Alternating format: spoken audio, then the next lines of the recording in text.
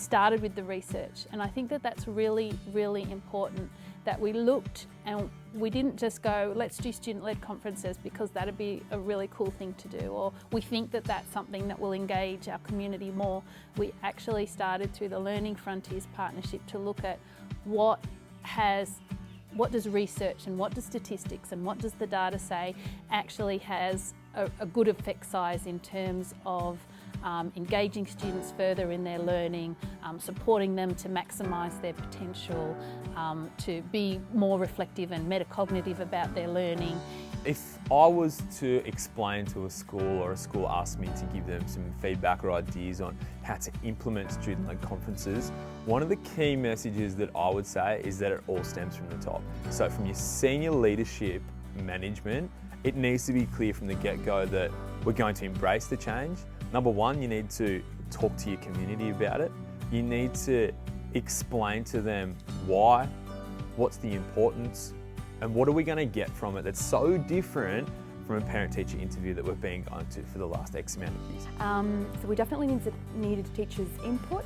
We need IT expert opinion, as well as our executive leadership to actually put it out there at the right time to students, to parents, to communicate the information to our community and make it successful.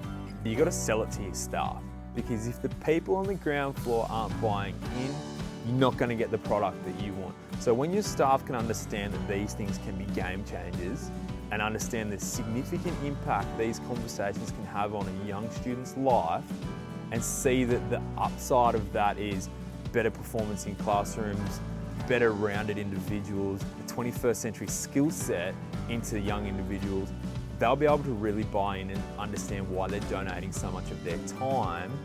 We didn't just put it in place and go, well, that's what we do now, but we actually got feedback from students, and we got feedback from parents, and we got feedback from staff, and we collected data to go, does this really work? What do we need to do to refine this?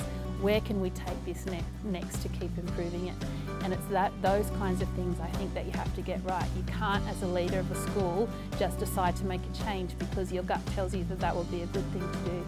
You must start with the evidence. You must implement best practice through whatever it is that you're wanting to do, and you must have some idea that there is a body of evidence behind something to say this has an actual impact on the things that you want to have an impact on. The whole process of student-led conferences, beginning from collecting work samples to establishing your e-portfolio to actually presenting it, and then evaluating it afterwards, whether the process has been successful and how we can improve it. So it's a lengthy process, but I think it actually does pay off when we do get the good feedback. We do engage parents in some meaningful feedback questions that they have the opportunity to voice their opinions and suggestions as well. The student-led conference is focused on the student explaining their learning, reflecting on their learning, being metacognitive about their learning,